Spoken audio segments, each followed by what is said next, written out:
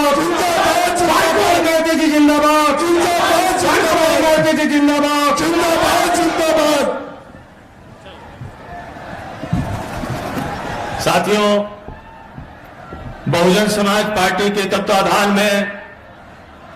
तथागत गौतम बुद्ध जी की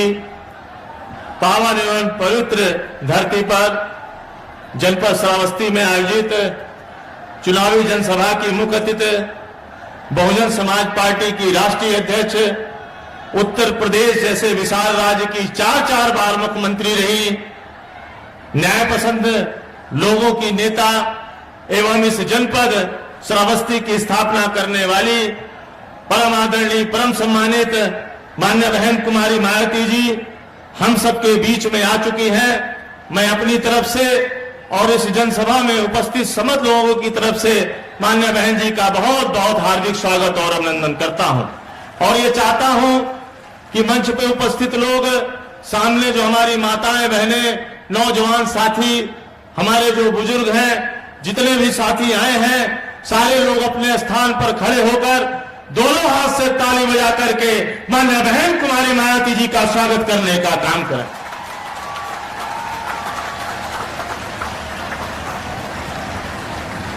साथियों, मैं चाहूंगा कि हमारे बीच में कैसरगंज लोकसभा के हमारे प्रत्याशी श्री नरेंद्र पांडे जी हैं। आप जो हमारा आपका सबका चुनाव निशान है, हाथी भेंट करके मान्य बहन जी को हाथी भेंट करने का काम करें। जल्दी जाइए।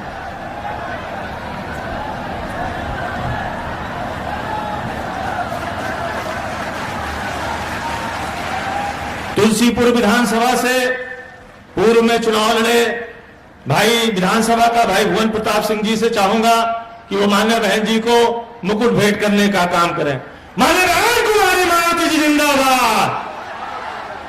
मान्य बहन कुमारी मायावती जी जिंदाबाद।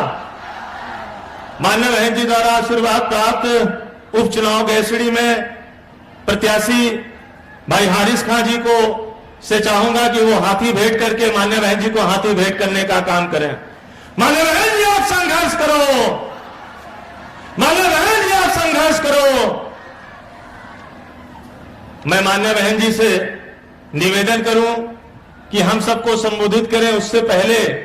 जोरदार नारा लगा करके मान्य बहन जी के सम्मान में नारा लगाने का काम करें। मान्य बहन कुमारी मायावती जी जिंदाबाद, मान्य बहन कुमारी मायावती जी जिंदाबाद। अब मैं बड़े आदर और सम्मान से निवेदन करूंगा कि मान्य बहन जी पोडियम में आए और हम सबको संबोधित करने की कृपा करें। मान्य बहन जी। बीएसपी के एक चुनावी जनसभा में इकट्ठा हुए पार्टी के सभी छोटे बड़े पदाधिकारी एवं कार्यकर्तागण, आज आप लोग देश में व यहाँ आपके उत्तर प्रदेश स्टेट में भी लोकसभा के लिए हो रहे आम चुनाव में अपनी पार्टी के उम्मीदवारों के समर्थन में मुझे सुनने के लिए यहाँ इकट्ठा हुए हैं, तो उसके लिए मैं आप सभी लोगों का हार्दिक दिल से आभार प्रकट करती हूँ। वैसे आप लोगों को ये मालूम है कि हमारी पार्टी कांग्रेस, बीजेपी व अन्य किसी भी विरोधी पार्टी तथा गठबंधन आदि के साथ मिलकर नहीं, बल्कि अकेले ही अपनी पार्टी के बलबूते पर पूरी तैयारी व दमदारी के साथ ये चुनाव लड़ रही है। इसके साथ ही हमने टिकट बंटवारे के मामले में भी सर्व समाज के लोगों को उचित भागीदारी दी है, जिनको कामयाब बनाने के लिए अपनी पार्टी के लोग पूरे जी जान से लगे हैं। हालांकि आज यहाँ आपकी इकट्ठा हुई अपार भीड़, खराब मौसम होने के बावजूद भी आज यहाँ आपकी इकट्ठा हुई अपार भीड़ व भीड़ के जबरदस्त जोश को भी देखकर अब मुझे भी एक काफी हद तक भरोसा हो गया है कि पिछली बार की तरह इस बार भी आप लोग अपने प्रदेश से या लोकसभा चुनाव में अपनी पार्टी का बेहतर रिजल्ट जरूर लाएंगे। इसके लिए अब मैं आप लोगों का ध्यान कुछ जरूरी बातों की तरफ दिलाना चाहती हूँ और इस संबंध में विशेषकर मैं कांग्रेस, बीजेपी व इनके अन्य सभी सहयोगी दलों के बारे में ये कहना चाहूंगी कि आजादी के बाद शुरू में केंद्र व देश के काफी राज्यों में भी ज्यादातर सत्ता यहाँ कांग्रेस पार्टी के ही हाथों में केंद्रित रही है, किंतु इनकी अधिकांश मामलों में रही गलत नीतियों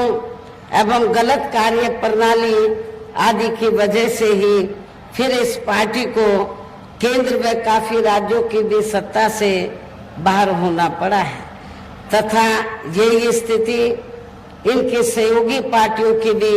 बनी रही है, जिसके कारण ही फिर पिछले कुछ वर्षों से भारतीय जनता पार्टी व इनके सहयोगी दल केंद्र एवं काफी राज्यों की भी सत्ता में काबिज हो गए हैं, लेकिन इनकी भी ज्यादातर रही जातिवादी, पूंजीवादी, संकीर्ण, सांप्रदायिक व द्वेषपूर्ण नीतियों एवं कार्य प्रणाली आदि से तथा इनकी कथनी व करनी में भी काफी अंतर होने की वजह से अब ऐसा लगता है कि इस बार ये पार्टी भी यानी कि भारतीय जनता पार्टी भी केंद्र की सत्ता में आसानी से वापस आने वाली नहीं है, बशर्ते यदि ये चुनाव इस बार फ्री एंड फेयर होता है तथा आम चर्चा के मुताबिक वोटिंग मशीनों में भी कोई गड़बड़ी आदि नहीं की जाती है और वैसे भी इस बार चुनाव में इनकी कोई भी पुरानी व नई चल रही नाटकबाजी, जुमलेबाजी व गारंटी आदि काम में आने वाली नहीं है, क्योंकि अब देश की जनता काफी हद तक इस बात को समझ चुकी है कि इनकी पार्टी ने अब तक देश के विशेषकर गरीबों, कमजोर तबकों, मध्यम वर्गीय एवं अन्य मेहनतकश लोगों को जो इन्हें अच्छे दिन दिखाने के असंख्य प्रलोभन भरे वायदे किए हैं तथा अनेकों हवाई व कागजी गारंटी आदि भी दी है, तो उनका जमीनी हकीकत में अभी तक इन्होंने लगभग 1/4 हिस्सा भी कार्य पूरा नहीं किया है, बल्कि इसके स्थान पर इनका ज्यादातर समय व ताकत भी यहाँ इनके अपने चहेते रहे बड़े बड़े पूंजीपतियों एवं धन्ना सेठों को ही ज्यादा से ज्यादा मालामाल व धनवान आदि बनाने में तथा उन्हें हर स्तर पर छूट देने व बचाने में ही लगी रही है, जिनके अधिकांश आर्थिक सहयोग से ही ये पार्टी व अन्य पार्टियां भी अपना संगठन चलाती हैं तथा चुनाव आदि भी लड़ाती हैं, जिसका काफी कुछ खुलासा बॉन्ड की आई रिपोर्ट से भी हो जाता है। इस संबंध में वैसे आप लोगों को ये मालूम है कि अभी कुछ दिन पहले माननीय सुप्रीम कोर्ट ने बॉन्ड के मामले में जो रिपोर्ट उजागर की है कि किन किन पार्टियों ने बड़े बड़े पूंजीपतियों व धन्ना सेठों से पैसा लिया है, जो ये रिपोर्ट उजागर की है, तो उस रिपोर्ट के उजागर होने के बाद आप लोगों ने देखा होगा कि जितनी भी पार्टियां हैं तो सभी पार्टियों ने तो बॉन्ड के जरिए तो बड़े बड़े पूंजीपतियों व धन्ना सेठों से पैसा लिया है, लेकिन पूरे देश में बहुजन समाज पार्टी ही अकेली एक ऐसी पार्टी है जिसने बॉन्ड के जरिए किसी भी पूंजीपति से पैसा नहीं लिया है। और आप लोगों को ये मालूम है कि हमारी पार्टी मेंबरशिप के जरिए मेरे जन्मदिन के मौके पर आपसे थोड़ा आर्थिक सहयोग लेकर या थोड़ा और चंदा इकट्ठा करके तो अपने संगठन को चलाती है और चुनाव आदि भी लड़ाती है। दूसरे पार्टियों की तरह बड़े बड़े पूंजीपतियों व धन्ना सेठों से पैसा आदि नहीं लेती है। इसके साथ ही अब ऐसा लगता है कि कांग्रेस पार्टी की तरह ही बीजेपी ने भी केंद्र की तमाम सरकारी जांच एजेंसियों का ज्यादातर राजनीतिकरण ही कर दिया है। इसके अलावा देश के किसान वर्ग भी वर्तमान बीजेपी की सरकार में शुरू से ही अपनी विभिन्न समस्याओं को लेकर काफी ज्यादा दुखी व परेशान रहे हैं और अभी भी हैं। जबकि यूपी में 4 बार हमारी पार्टी की रही सरकार ने इनके हितों का भी हर स्तर पर विशेष ध्यान रखा है। हमने अपने चारों हुकूमतों में तो चाहे छोटा किसान हो या फिर बड़ा किसान हो, हमने खासकर जो मजला किसान है, छोटा और मजला किसान, तो हमारी पार्टी की सरकार ने किसानों को तो समय से खेती करने के लिए साधन उपलब्ध कराए, सस्ते साधन उपलब्ध कराए और जो भी इनकी फसल हुई उस फसल का भी उचित दाम हमारी पार्टी की सरकार ने अपनी चारों हुकूमतों के दौरान दिया है। इतना ही नहीं बल्कि केंद्र में पूर्व की रही कांग्रेसी सरकार की तरह ही वर्तमान भाजपा सरकार में भी इनकी जातिवादी, हीन, सांप्रदायिक एवं पूंजीवादी सोच व नीतियों के चलते ही पूरे देश में सर्व समाज में से खासकर गरीबों, दलितों, आदिवासियों, पिछड़े वर्गों, मुस्लिम एवं अन्य धार्मिक अल्पसंख्यक समाज के लोगों का भी पूर्ण रूप से विकास व उत्थान आदि नहीं हो सका है। और इस संदर्भ में वैसे आप लोगों को ये मालूम है कि पूरे देश में यहाँ दलितों, आदिवासियों एवं अन्य पिछड़े वर्गों का सरकारी नौकरियों में वर्षों से अधूरा पड़ा आरक्षण का कोटा भी अभी तक पूरा नहीं भरा गया है। विशेषकर एससी व एसटी वर्गों के सरकारी कर्मचारियों का पदोन्नति में आरक्षण भी अब काफी हद तक प्रभावहीन ही बना दिया गया है। और जब समाजवादी पार्टी की यहाँ सरकार थी यूपी में, तो समाजवादी पार्टी की सरकार ने तो इसको यूपी स्टेट में बिल्कुल ही खत्म कर दिया था। साथ ही केंद्र व राज्यों में भी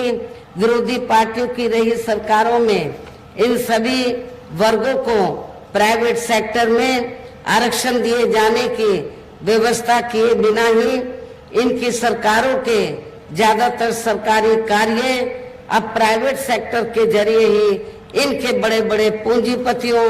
व धन्ना सेठों आदि को ही दिए जाने के कारण अब इनको पूरे देश में आरक्षण का बहुत कम ही लाभ मिल पा रहा है। इसी प्रकार इनका अन्य और मामलों में भी शोषण व उत्पीड़न आदि होना अभी तक भी बंद नहीं हुआ है। इनके साथ साथ मुस्लिम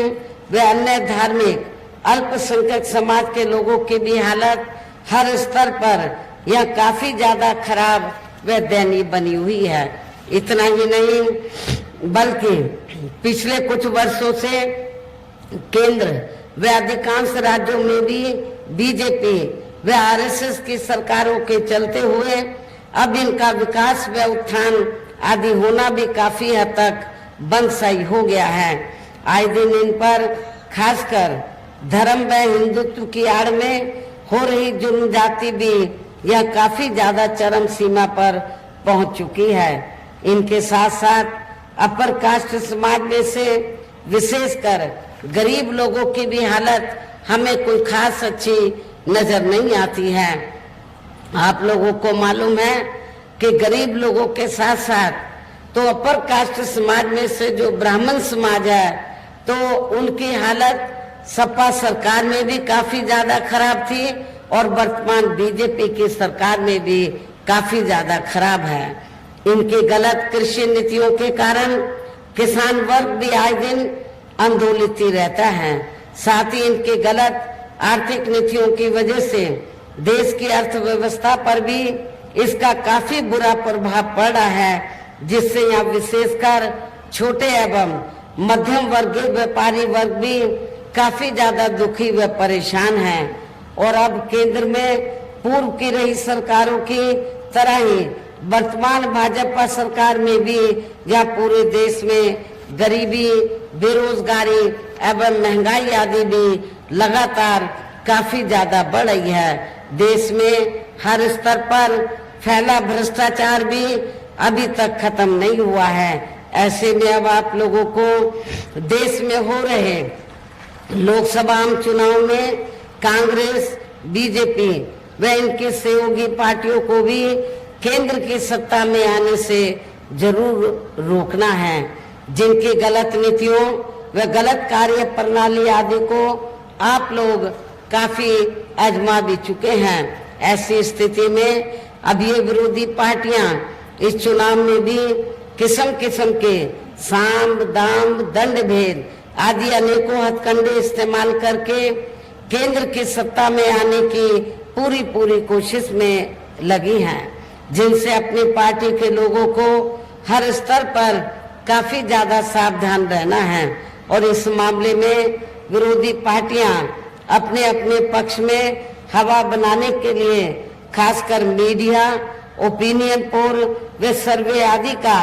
जो बड़े पैमाने पर इस्तेमाल कर रही हैं, तो उनसे भी अपनी पार्टी के लोगों को बिल्कुल भी गुमराह नहीं होना है। इसके साथ ही विरोधी पार्टियों के विभिन्न रूपों में जारी किए गए इनके हवाई व प्रलोभन भरे चुनावी घोषणा पत्रों एवं वायदों आदि के बहकावे में भी अपनी पार्टी के लोगों को कतई भी नहीं आना है। जिन्हें ये पार्टियां सरकार बनने के बाद ज्यादातर अमल में नहीं लाती हैं और अब जिन पर से देश की जनता का अधिकांश विश्वास ही उठ गया है। यही खास वजह है कि हमारी पार्टी किसी भी चुनाव में अपनी पार्टी का कोई भी चुनावी घोषणा पत्र आदि जारी नहीं करती है। वैसे भी हमारी पार्टी किसी भी मामले में कहने में बहुत कम बल्कि कार्य करके दिखाने में ही ज्यादा विश्वास रखती है। और इस बात का सबसे बड़ा सबूत ये है कि उत्तर प्रदेश में 4 बार हमारी पार्टी के नेतृत्व में रही सरकार ने चुनाव में अपनी पार्टी के बिना कोई जारी किए गए चुनावी घोषणा पत्र के ही प्रदेश व आम जनहित में काफी ऐतिहासिक कार्य करके दिखाए हैं। जबकि इस मामले में हमारी पार्टी का ये कहना है कि यदि इन पार्टियों के स्थान पर केंद्र में हमें अपनी पार्टी की सरकार बनाने का मौका मिलता है, तो तब फिर हमारी पार्टी की बनी सरकार केंद्र में यहाँ अब तक की रही सभी विरोधी पार्टियों की सरकारों की तरह केवल हवाई व कागजी कार्य आदि नहीं करेगी, बल्कि उत्तर प्रदेश की तरह ही जमीनी हकीकत में ठोस कार्य करके दिखाएगी। और इस संदर्भ में खासकर मैं ये कहना चाहूंगी, केंद्र द्वारा देश में पिछले कुछ समय से अति गरीब परिवारों को अस्थायी तौर पर फ्री में जो थोड़ी सी खाद्य सामग्री, राशन आदि दिया जा रहा है, तो उससे इनका स्थायी तौर पर भला होने वाला नहीं है। आप लोगों को मालूम है कि पिछले कुछ वर्षों से तो जब भी चुनाव आता है असेंबली का और पार्लियामेंट का, तो केंद्र की सरकार जो गरीब लोग हैं तो इनको फ्री में राशन देने की बात करती है, थोड़ा घना राशन दे देती है। लेकिन इसके बदले में जब इलेक्शन होता है तो भारतीय जनता पार्टी और आरएसएस के लोग करते क्या हैं, गांव-गांव में जाते हैं और गांव-गांव में जाकर जो हमारे गरीब लोग हैं, सर्व समाज में से जो गरीब लोग हैं, उनको ये कहते हैं कि देखो बीजेपी ने, श्री नरेंद्र मोदी जी ने आपको फ्री में राशन दिया है, आपने बीजेपी व श्री नरेंद्र मोदी का नमक खाया है, इसको आपको बीजेपी को वोट देकर जरूर अदा करना चाहिए। मैं आप लोगों को ये बताना चाहती हूँ, इसमें रत्ती भर भी सच्चाई नहीं है, क्योंकि आप लोगों को जो फ्री में राशन दिया जा रहा है, ये बीजेपी की मेहरबानी नहीं है, श्री नरेंद्र मोदी जी की मेहरबानी नहीं है। ये अपने जेब से आप लोगों को फ्री में राशन नहीं दे रहे हैं, बल्कि जो टैक्स से आपका पैसा जमा होता है, जनता का पैसा जमा होता है, उस टैक्स के पैसे से ही आप लोगों को फ्री में राशन दिया जाता है। इसलिए आप लोग जो है उनका नमक नहीं खा रहे हैं, अपने टैक्स का नमक खा रहे हैं। इसलिए आप लोगों को इनके बहकावे में कतई भी नहीं आना है। और वैसे भी इनकी ये जटिल समस्या, गरीब लोगों की ये जटिल समस्या देश में हर हाथ को काम देने से ही केवल दूर हो सकती है, जिसकी तरफ हमारी पार्टी की बनी सरकार विशेष ध्यान देगी। साथ ही देश में पिछले कुछ वर्षों से आए दिन बढ़ रही गरीबी, बेरोजगारी व महंगाई आदि से भी जनता बहुत ज्यादा दुखी व परेशान है, जिसे भी आर्थिक नीतियों में तब्दीली करके जरूर दूर किया जाएगा। धर्म की आड़ में, हिंदुत्व की आड़ में पिछले कुछ वर्षों से खासकर मुस्लिम समाज के लोगों का द्वेष की भावना से जो इनका काफी ज्यादा शोषण व उत्पीड़न आदि किया जा रहा है, तो उसे भी जरूर रोका जाएगा। और ये सब हमने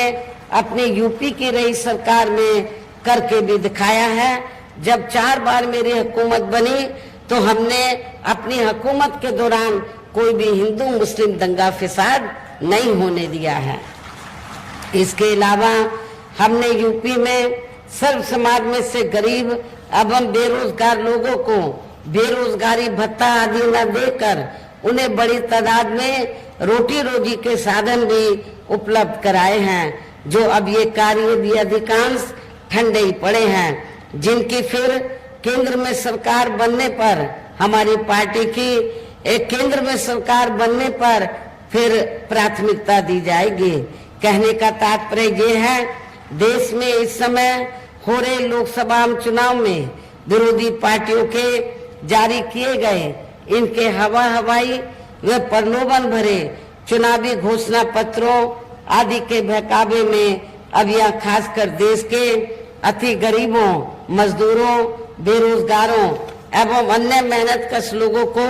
बिल्कुल भी नहीं आना है। और अब इन्हें ऐसे सभी विरोधी पार्टियों को हर हालत में केंद्र की सत्ता में आने से जरूर रोकना है, जिनकी कथनी व करनी में काफी अंतर रहा है